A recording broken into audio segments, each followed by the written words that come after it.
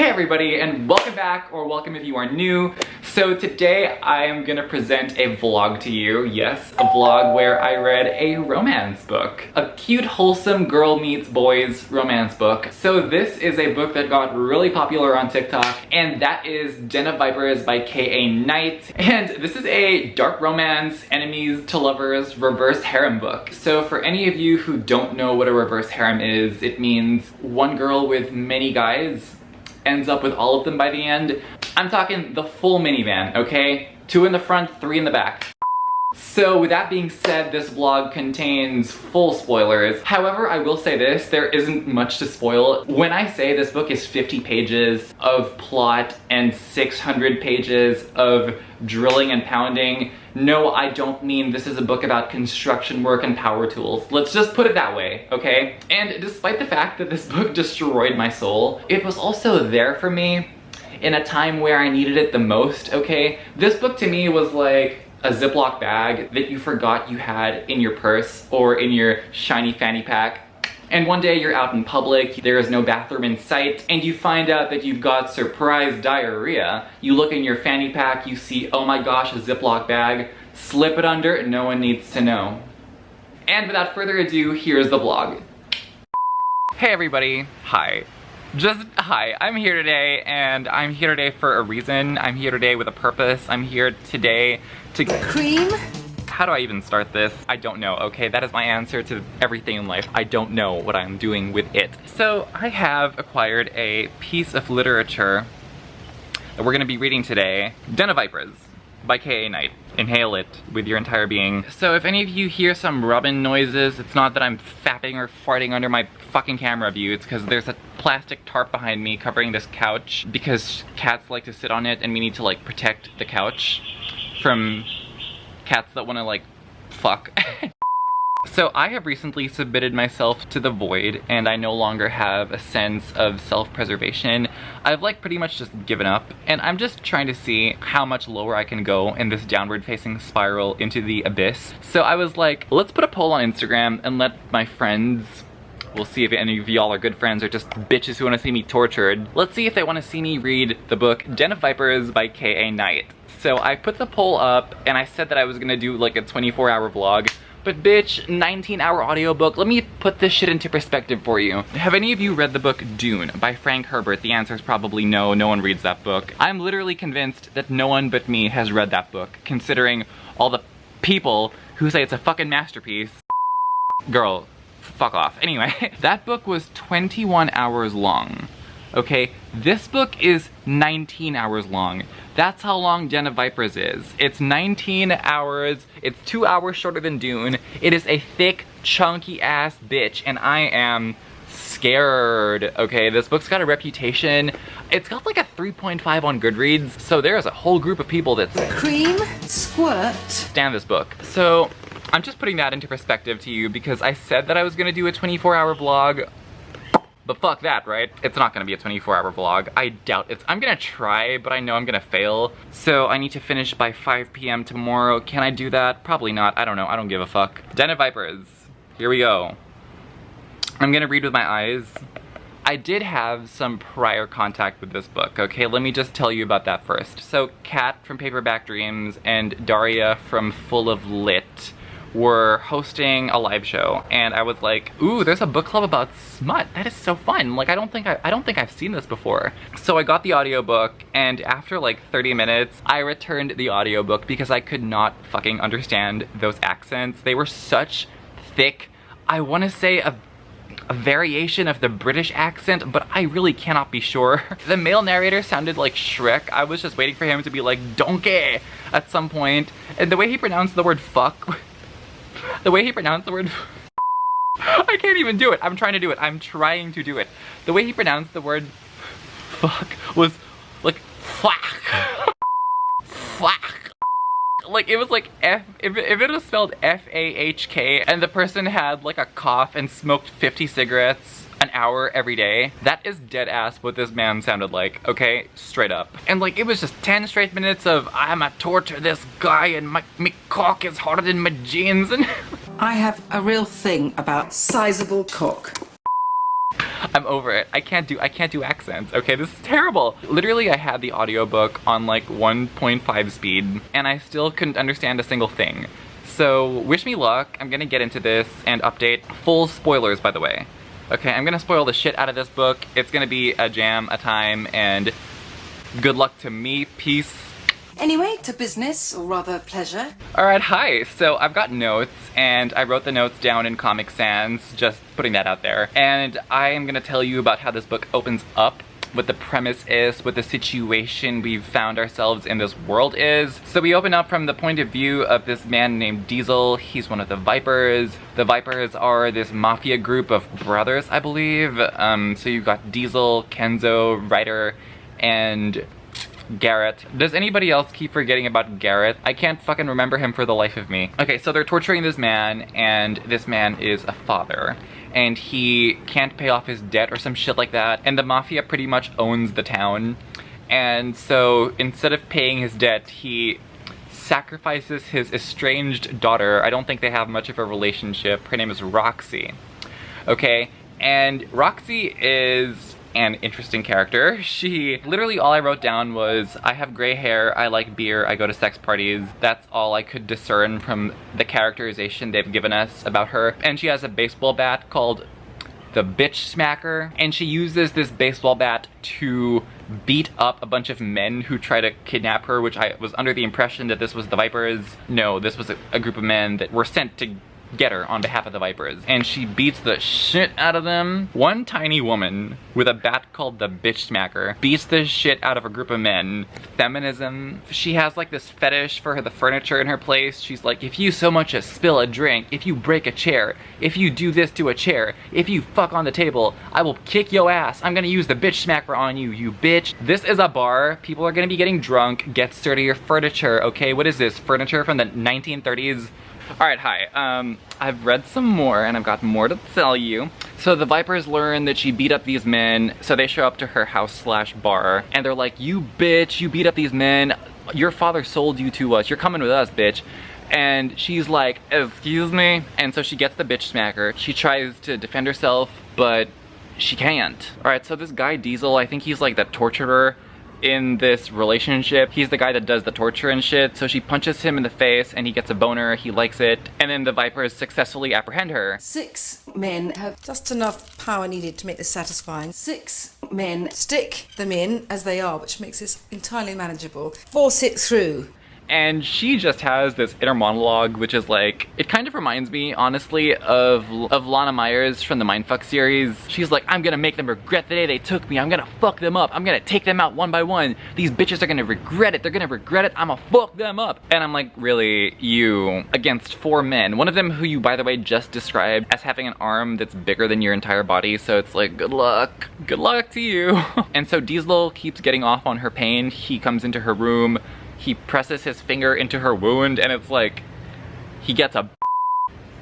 How could you not be charmed by that? Alright, so they're currently eating breakfast, and mind you, she has been internally bashing these men the whole time. She's like, they suck, they fuck them, I'm gonna kill them, these bitches. And she sees Ryder sipping from a cup, and she describes his cup sipping as weirdly fascinating and kind of arousing. Bitch, it could not be me. And then she says, he smells like mint and wood. I think I'm gonna squirt. It could get messy. The next day. Okay, hi. Good morning. Hi. Good morning from my coffee. No, I did not film the making of this beverage because I can't be bothered. So it is day 2 of my Den of Vipers vlog. Because if y'all think I'm gonna be fucking reading this book in 24 hours, hell no. I mean, I could for the clickbaity title, but bitch, I can't. I failed, okay? It's already day 2. I'm only 20% in. I'm gonna continue reading now. I'm gonna tell you all about the things, okay? Full spoilers. I don't know if I said that, but full spoilers. But like, what is there to spoil? It's just like a small little mafia plot. The Triad, okay? Why are they always called the Triad? I was reading this manga called Finder by the same author as Crimson Spell. And the Mafia The rival gang in that mafia is also called the Triad. Either the stars are aligning or someone plagiarized someone. I'm just gonna put that out there. I don't remember where we are, but I do have my Comic Sans. No, look at that. We find out that her dad is a drug addict and her mom killed herself. But then it's revealed like a few pages later that the mom did not kill herself. She was in fact killed by the dad through like an injection or something. So it's like Roxy has a fucked up life. These men have fucked up lives. Everyone's got a fucked up life in Viper Den. It's sad stuff. But Roxy's pussy, magical pussy, is here to save the day. You have to trust me. My clam flesh is absolutely addictive. And who's going to complain about the scent of pussy wafting through the house when they come in? I am fully going into this book expecting something fucking terrible, and as a result, okay, I am just trying to have the most fun I can have with it. Like, I know that if I were to rate this book with a cop-pile system, I would have to give it like a 0 on everything, but that doesn't negate the fact that this sun is very inconsistent. Sorry if I look washed out. It doesn't negate the fact that I could potentially be having an entertaining time. I don't know. I'm imagining, like, I rewatched the trailer of House of Gucci because I'm just imagining a super amazing movie of this book in my head, like with amazing cinematography and actors. The cast is beautiful. I'm kind of like imagining a gender-bended version of the story where I am pretending that I am the one who was kidnapped. So I'm trying to assess the situation from my own 2 eyes and see if I would like what was being done. So just take that as the perspective I'm reading from, okay? If you're questioning my opinions throughout the book, just take into account that I'm the reader. I'm the one who's experiencing this story. It's my personal bias that is grading what is happening in this story, okay? So yeah, check in soon. Look, I know that I'm probably supposed to be hating every single person in this book, but Diesel though, okay? But like, no, I don't approve of what this man is doing, and I certainly don't condone, fuck, look, okay. I've never made any secret of the fact that I am a complete tart. Bitch, there's a hot serial killer in this book, and if y'all know what I thought of Killing Stalking and a bunch of other things, y'all know that I am not opposed to this narrative development. Okay, the character of Diesel. Girl. Alright, so this book is bad. This book is objectively bad, but I'm not liking it. Like, if I were to rate this book on the cop-pile system, the character, world building, logic, whatever, I don't remember everything on that rubric, I would probably have to give it a 0 on everything. This book could totally still be terrible and shit the bed and get a 1 star from me, specifically if it goes into, you know, sugar-coated vanilla territory. But so far, bitch, so far this book has been spicy fucking chicken wings, okay? And I love myself some spice. That's the update. Peace. Peace. Have a good day. Have a good day. Alright, hi. Here's what's happening so far. So Ryder is starting to sympathize with Roxy. He's like... He's like, even behind all that makeup and anger is beauty. The color of her hair is the color of ice. The color of my soul. I think I'm gonna squirt and then sit in the warm liquid. I'm dying here. I'm like dying.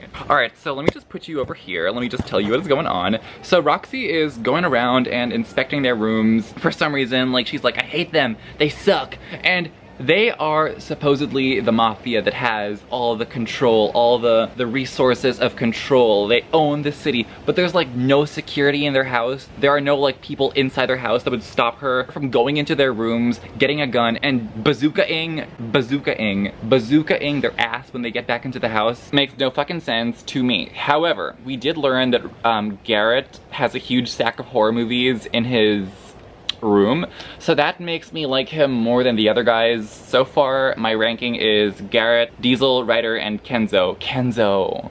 He's so boring. He needs to stop. And it's like, he's the nice one, the smart one. Normally I'm into that. Normally I'm into like the geeky, the nerdy guy, but they say that he's smart, but they don't like exhibit scenes where he shows it, so it's like, it's not working for me. So yeah, now they're starting to mention this rival gang called the Triad. And look, I could care less about this mafia plot, okay? I know that people were criticizing this book for saying, oh, it's got no plot, it's just fucking for 600 pages. And I'm like, I read The Godfather, I've read Mafia before. I did not go into this book expecting that, so I really don't mind that there isn't that amount of plot in this book. Like, I just need enough to keep me entertained, and then I need the knife play, the blood play, the everything that I have read that this book has. Alright, so we'll see how this goes. We'll see how that goes. So Garrett's obviously very traumatized by something. I don't know if it was maybe his mom abused him. I don't want to provide a diagnosis for this guy. I don't have the qualifications needed to do such a thing. But yeah, he clearly hates her, hates women, and she's getting under his skin, so he goes to brawls and he beats people to a pulp in order to de-stress, which is like, okay girl, you do you. But so far they haven't really gotten it on beyond Diesel getting up in her bed and pressing her wound in that night to show that he was like the violent, crazy one, which I kind of like. Look. This is my reading experience up in here. Okay? If y'all were like, Diesel's crazy, ew, that's fine, more for me. I like that shit. In fiction, okay.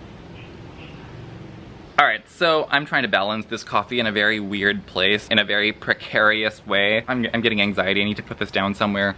Is it safe here? Okay, please be safe. So Roxy manages to escape their house. She manages to slip out the back door. And this place literally has no security. And she literally spent so much of this book saying, I've got no family, my dad hates me, my dad killed my mom, I have no one, I only have this bar. It's like, girl, if you run away, where are you gonna run off to? You have no one. Literally the only place you can go is this bar. What's your plan, Stan? What you gonna do when they come for you? Because they will, because they're obsessed. They've been going on and on and on about how she is getting under their skin, about how she ain't like other girls, she's got gray hair the color of their soul. What does that even mean? Seriously, what does that mean? Can somebody give me the translation in the comments? But they're obsessed. And they've got literally eyes on every street corner. Girl, she did not plan this. Zero planning. Literally, she has spent zero time planning. All she has done was sneak into their rooms, destroy somebody's suit, break a car, stomp her feet. Like, I get that it was an opportune time to escape, but girl, zero time was spent planning this escape. I can't cope. A few moments later. I have found a playlist of songs that match the vibe, and the vibes are happening. This is the playlist. I'm gonna link it down below if I remember to do so. Remind me in the comments or just Google the fucking title. Y'all, come on. Anyway, Diesel. I don't like him. I don't like him. I'm not a fan. He and I will not get along. I don't care. I'm not developing feelings, okay? So they're torturing this guy named Declan, and in the middle of their torture session, Roxy is watching. Diesel is the assassin, the one who tortures people, the one that I don't like, okay? But then he set the guy on fire in front of her, and then he said, the smell of that man burning makes me hungry. This is 17% into the book so far, okay? So I don't know what these fucking sex scenes are gonna be like. I don't know what to expect. I'm scared. I am frightened. Stay strong, pussy power. That line is gonna live rent-free in my head forever. Alright, so basically when I said that I was gonna spoil the shite out of this book, I meant that I was going to go into graphic detail regarding the sex. So we're gonna talk about that. The first scene is with Kenzo. He is like, I wanna play a game. And I'm like, okay, Jigsaw, daddy, what game? And she's like, you bitch, you wanna play poker? You're good at poker, I wanna pick a game. I'm gonna pick the game because I'm new here, okay? I'm the new little bird here. And he's like, okay, fine. So it's this drinking game where you gotta like drink a bunch of beers that are stacked up on a table. She's like, I own a bar, I drink, bitch. And he's like, all right. But then he's winning the game, right? And she flashes her tits at him, and then he chokes. So what does Kenzo do in order to exact his revenge? He flashes his at her face, and she chokes, and he wins. And guess what his prize is? Sizable cock in my deep flange. And by the way, Diesel was watching this whole thing happen. Kenzo's brother and best friend was watching this whole thing transpire, and he Cream? his jeans. So she and Diesel just had like a full-on moment. They were like in bed together and she like mildly cut him with the knife and he was like, I like that shit. I like that shit. I like getting hurt, bitch. And she was like, plot twist, what the fuck? You are crazy. And basically this leads into this sweet moment where he says that he burned somebody alive for killing his mom. And it's like, okay, we love a tragic backstory. This backstory is a lot. But now we know why he likes to torture people. And she's like, it's so hard to hate him now. And I'm like, girl, same? Maybe? I don't know. Look, I'm literally having a dead-ass meltdown. I know that liking Diesel would make me a bad person. Okay, look, I never said I was a good person, okay? Ever. In the world. In the history of time. At no point did I assert that statement with vigor and gusto. Never. It just never happened. You never heard me say it. Diesel. Diesel, I am a complete tart. I gotta go. This is getting too bad. Alright, so I'm just gonna take a quick break from describing the spice and tell y'all a bit about the minimal plot that occurs, which honestly, it's fine. I mean, I'm not here ready for like a good story. I went in fully knowing what I was getting myself into. So basically, a guy tried to kill Garrett, and there are some shooters after them, and so they go to this guy that Roxy knows who could potentially help them identify what the issue is, and they learn something. I can't remember, let me check my notes. So they learn that this German man was paid to assassinate Garrett, and so now they know who the assassin was. Now what they're trying to find out is who paid the assassin to carry out the hit, okay?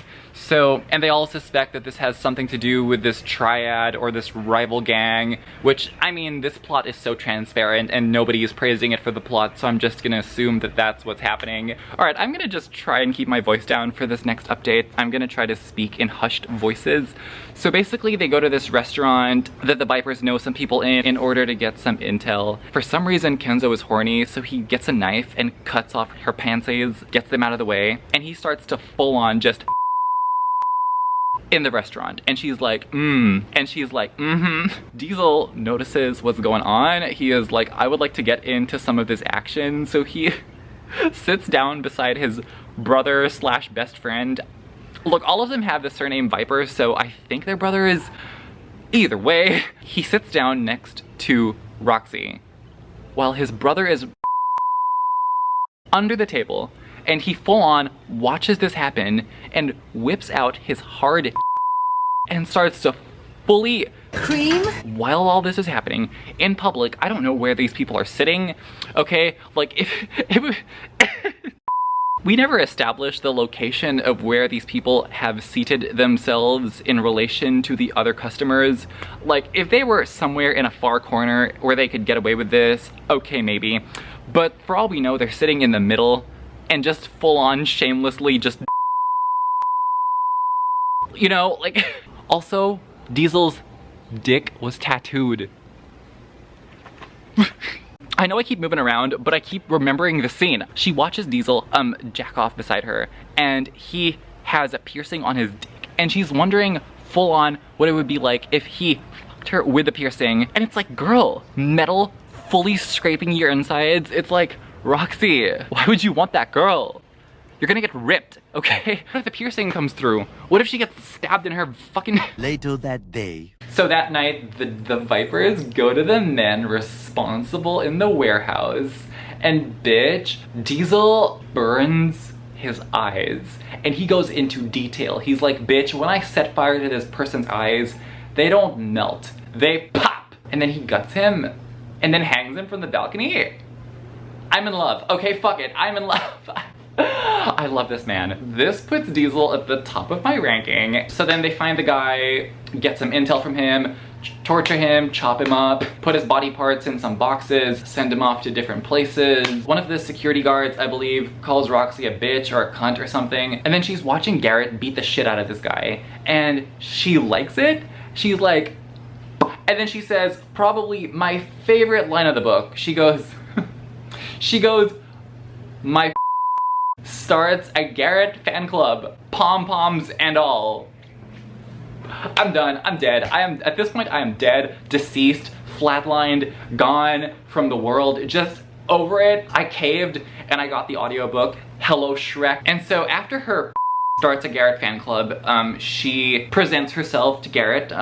If there's a better way to say that, please comment down below. And he basically caves. He's basically like, she's getting under my skin. Okay, fine. Is this what you want? I'm gonna make you regret it. And then he makes her give him a and dude, that scene was so fucked up. Like, that scene was so intense. The scene ended literally with her crying, bleeding, all of that happening at the same time. She claims she liked it, but I did not see anything appealing in that scene. It's getting pretty late. I haven't gotten to the knife scene yet. Either way, I think I'm done for today. I need some more Diesel, okay? So I'm like rewatching House of Gucci because for some reason, whenever I listen to Den of Vipers, I can't help but imagine scenes from this film as the scenes from the movie. Ooh, I can't show that. Or maybe I can, I don't know. Ooh. But yeah, this like extravagant display of wealth and overlooking the city and this beautiful condo and the fact that this is like a crime movie of someone who was, you know, brought into a super rich family and shit like that. I literally am having a moment. Like, for some reason, there was some beautiful cinematography in my head as I am imagining the Den of Vipers movie. I can't, okay? I'm just losing it. The next day. Okay, so first of all, couple things. I got my hair cut and I shaved. Look at me, a put together human being. I got my shit together. There is rain, there is thunder. I sincerely hope I get to the knife scene today. All right, so we're gonna continue reading Den of Vipers by K.A. Knight. Look at me, fucking looking polished and shit, looking posh. Damn, fuck. Okay. A few moments later. Okay, I read the knife scene. Okay, so I read this book called The Dare by Harley LaRue, and that book had some knife play. Nobody was stabbed in that book, no. But over here, let me just reenact this scene for you. So here we have some... Alright, so this character is gonna play Roxy. Can you see her? Hold on, let me focus. Hi, I'm Roxy. I'm not like other girls. I don't know who this guy is, but he's gonna play the guy that was getting tortured just now, so they torture someone. So Diesel's like stabbing this guy. He's like, shit, you bitch. I'ma kill you. How dare you try to assassinate me? Assassinate my brother. Stab, stab, stab. Now this knife is all fucking bloody. And Roxy helps him in the torture. She's like, ooh, that torture got me good. That torture got me turned on. He's like, do you wanna fuck? She's like, yeah, I do. So he shoves the knife in her asshole like this. So imagine the knife gets stuck in her asshole from the hilt, not the blade, okay? So the handle of the knife gets shoved in her ass. And then he fucks her vagina from behind, and the knife like stabs him in the gut, and he's like, I know how to stab myself in a way that's not gonna kill me, bitch. And she's like, yeah, give it to me. Yeah, give it to me, daddy. And then he gets stabbed by the knife while his dick is inside her. And then he bleeds all over his penis. Good heavens. And uses the blood to continue. What the f? So that, ladies and gentlemen, was the knife scene. I have no clue how anyone survived that. But then afterward, he was like, Roxy. And she was like, yeah, that was so hot. And he was like, do you want to do the stitches on me now? And she was like, yeah, I do. Anyway, so if ever they do a Den of Vipers film adaptation, you can expect to see that. So Roxy is the character we're supposed to be sympathizing with, empathizing with, or whatever. I assume, based on how stories like this go, based on the fact that she was the one who was kidnapped. Okay, this woman literally joined in a torture scene, killed someone, showed zero remorse while she was torturing this guy, along with Diesel, the guy who she supposedly hates, who she's supposedly better than because she's not a kidnapper.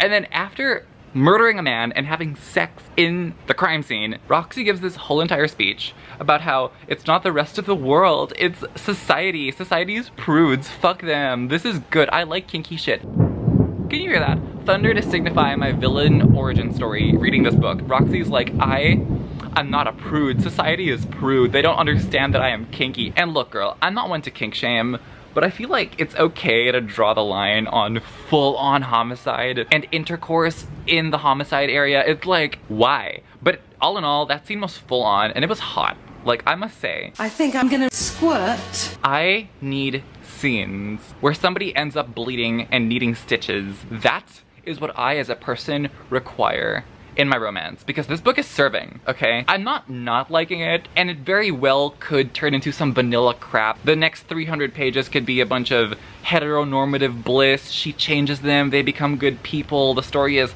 terrible. They end up going shopping for pets. They end up being redeemed like this. But so far, this book has been hot, spicy fucking chicken wings. And if this book stays as hot, spicy fucking buffalo chicken wings, bitch, I'm gonna be here for this, fully, with my entire being. Sue me, bitch. Okay, I'm gonna continue reading now. I just had to wipe some sweat off because it was getting hot in the zone, okay?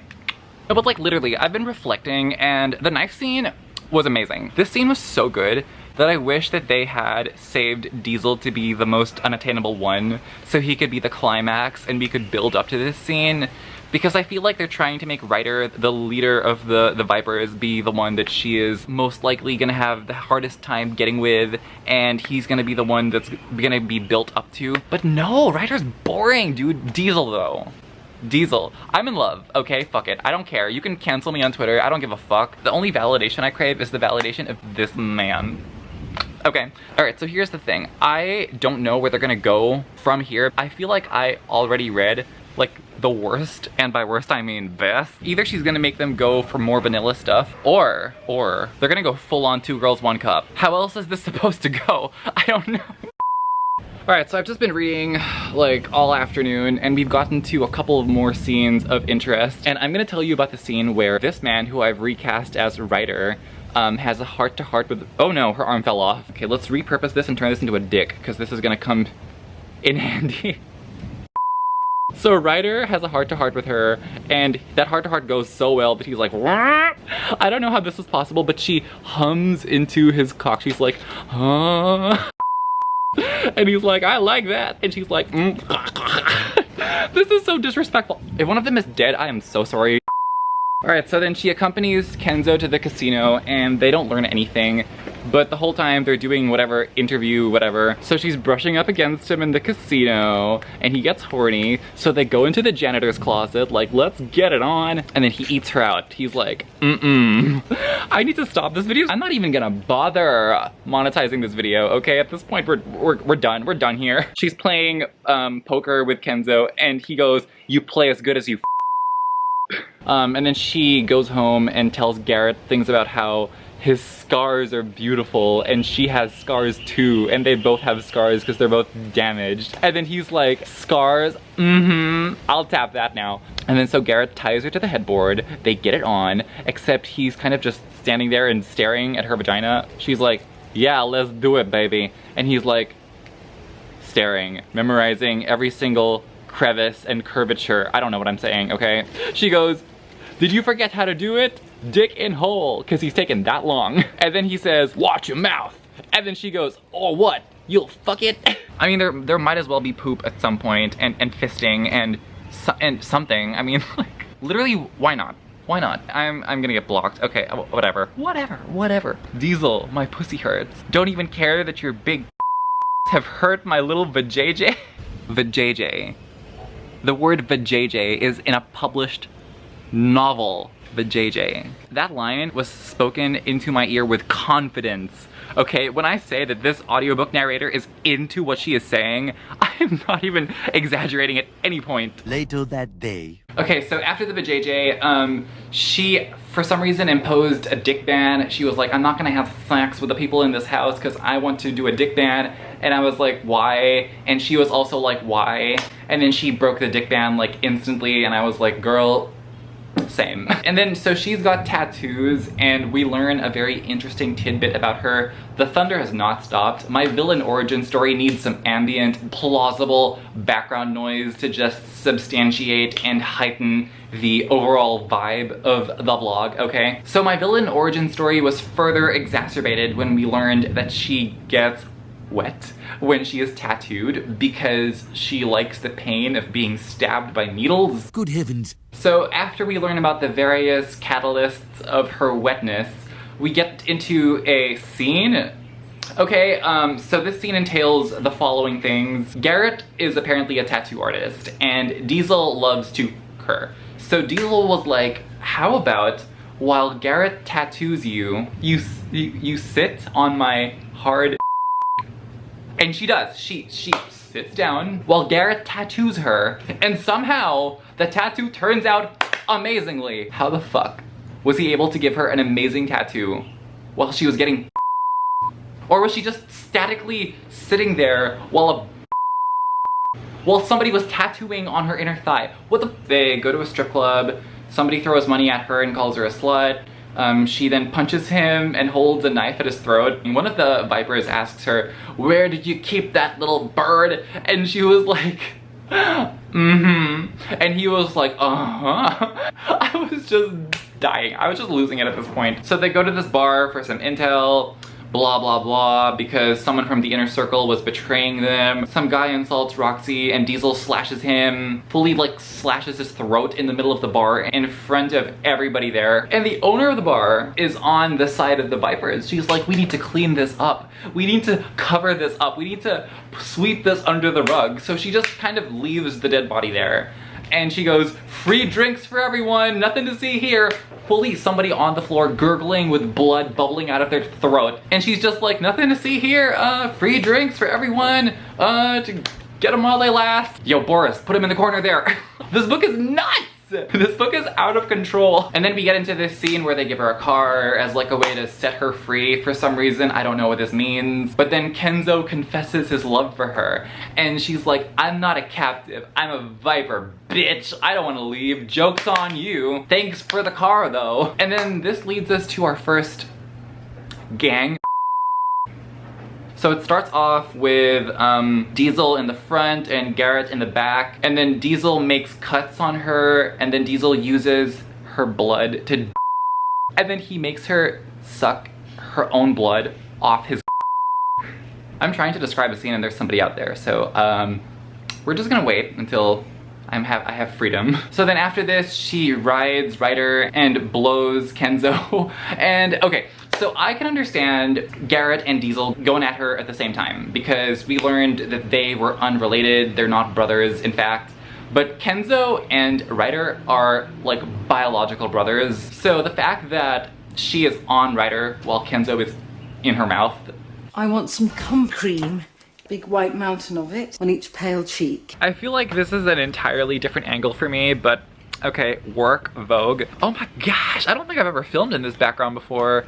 Let me just see if I can focus on myself, focus on me. And she checks on Diesel to see what he's doing, and he is beating somebody up with a meat pulverizer. He bashes in the guy's face, and she is like, "Oh my gosh, I want some of this." She is like so aroused by his torture methods and how he kills people, and she's like, "Oh my gosh, he's gonna kill people for me. He's gonna kill my enemies for me.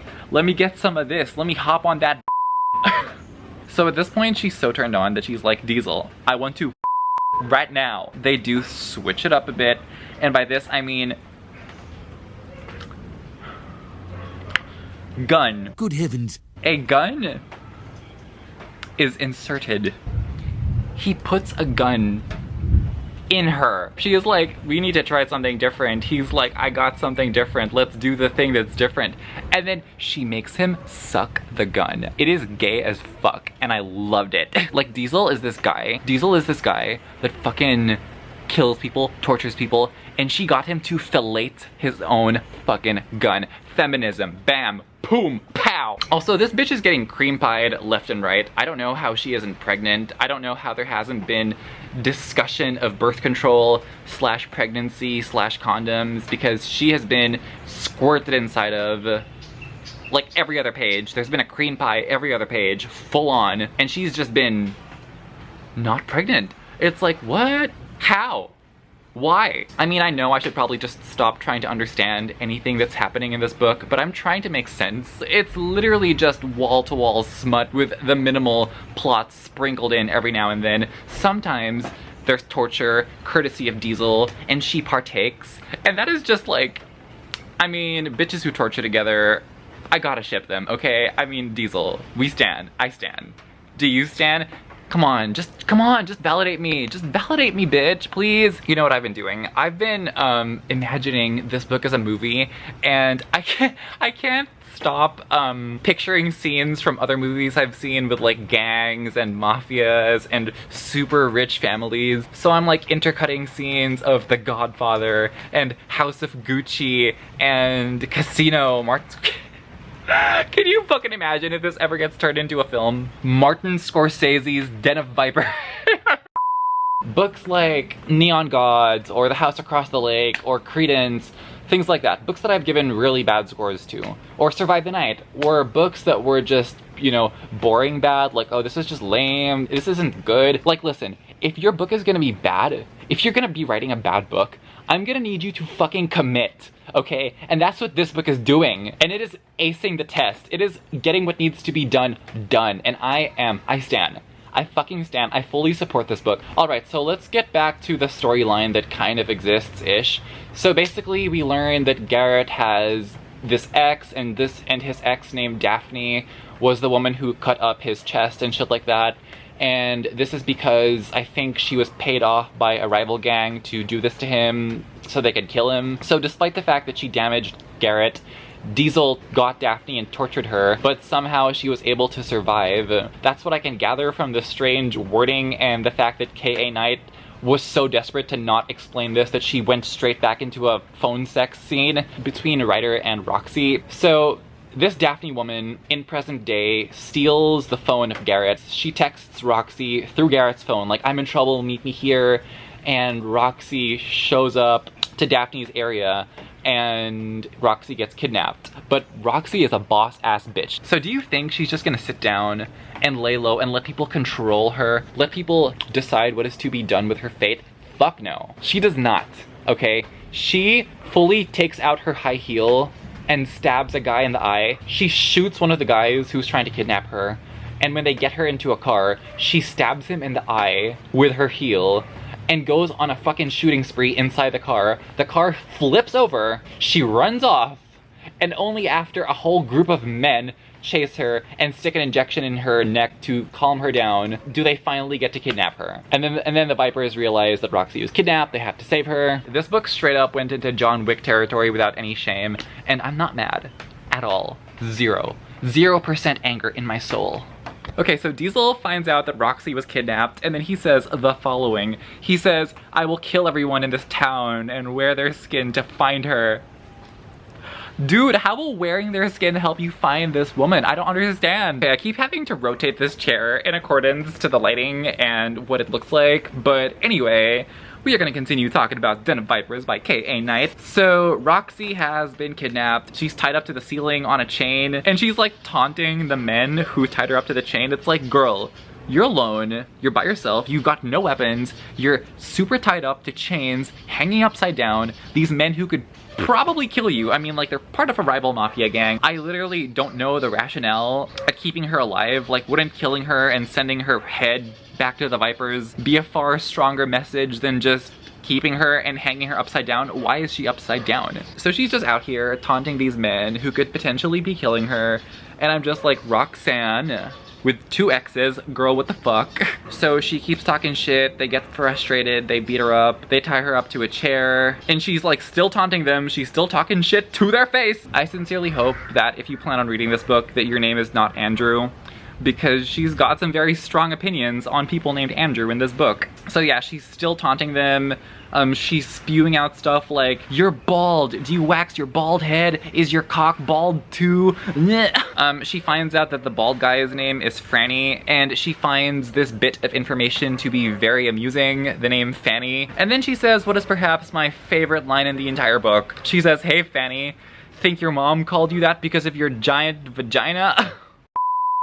K.A. Knight, I don't know who you are.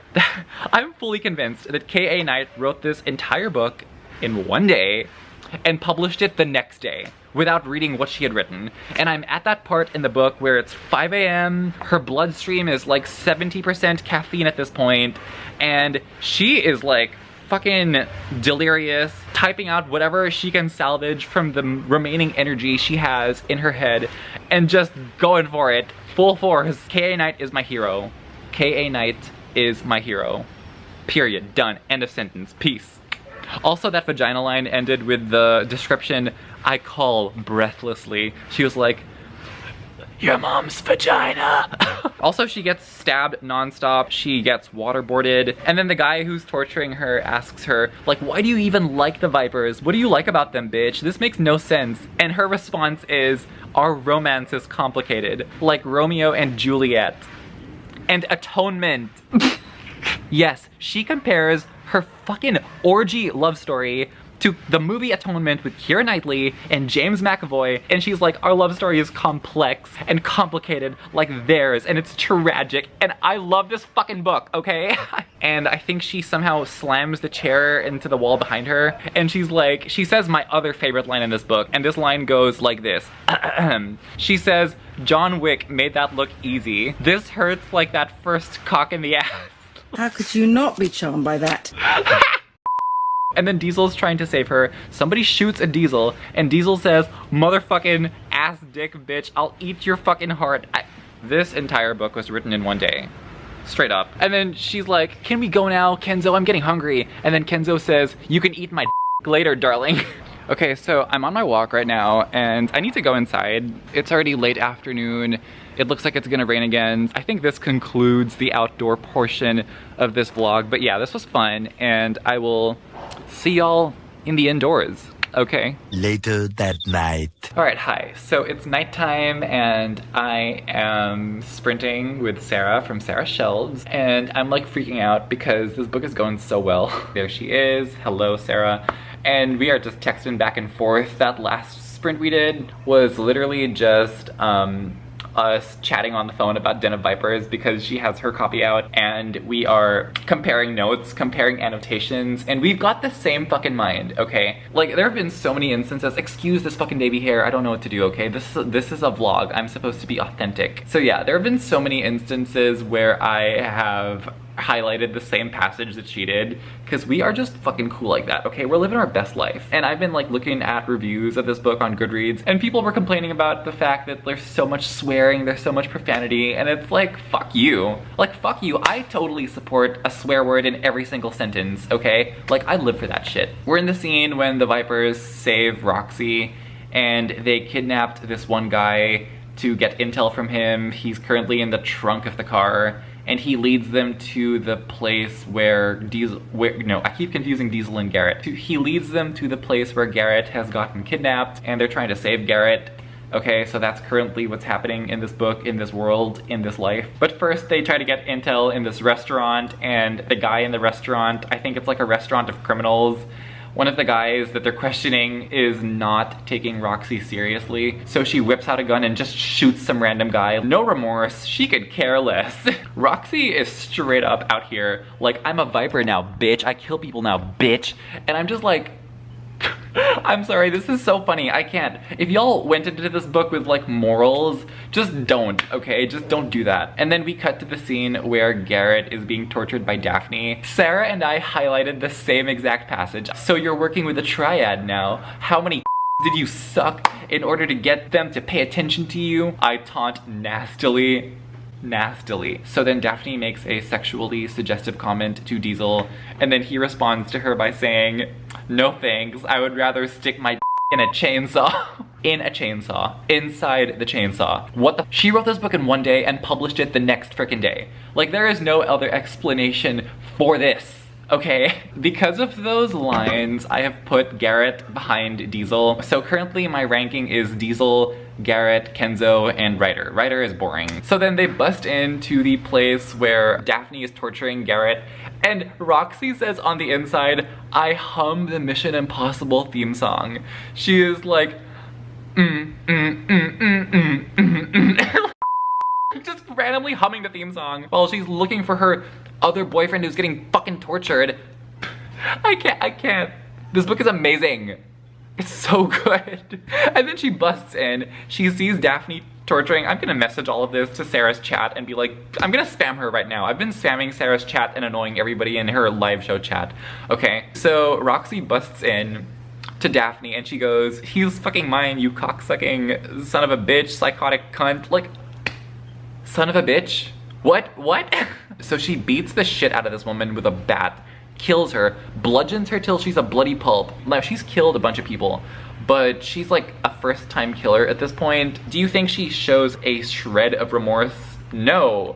She slut-shames the corpse. This is honestly like the OG Conan the Barbarian, when Arnold Schwarzenegger like punches the camel in the face. Like, this is the level that this book is on. It was a fake camel, okay? So just chill, everybody in the comments section. PETA, you better chill. Okay, hi. So you, my dear viewer, are currently inside a kitchen because I'm pulling a Katie Coulson.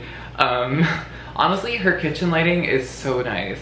This is yellow. So I'm sorry if I look like I just straight up got out of a golden shower. Anyway, so I am in here because the neighbors next door have been straight up just playing music since the early morning, blasting it. There's no way I'm gonna not get a copyright strike. Not the best visuals, but just like KA Night, this vlog and that book just kept getting worse and worse, and by worse I mean awesome.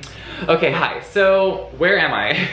What has happened in this book? So they rescue Garrett from getting tortured, she kills Daphne, they blow up the house. Honestly, I was shocked that this main thing has happened and there's like this much book still to happen. This is the longest epilogue I have ever fucking read. Am I mad? I don't know, we shall see. They torture him, break all his bones, skin him alive. I was like, what? And then there's that scene where Roxy's like, he gives me a hand, ... in a box. Whose hand is it? Andrew's. Does K.A. Knight, was she wronged by a man named Andrew? At one point, K.A. Knight was wronged by an Andrew, and it shows. So then Roxy has an emotional heart-to-heart with Ryder, and it sucked. It was terrible. It was horrible. I'm putting Ryder at the bottom of the list. So currently, our ranking is Diesel, Garrett, Kenzo, Ryder. Confident, period. That is the final ranking I am giving for this book on these individuals, okay? Period. And then Ryder fucks her with a glass water bottle. I was so concerned. I was like, glass fucking water bottle. It's like, he's like, glass breaks. That shit breaks. I was concerned. I was like dramatically just like, with my hands in my hair like this, just like, no.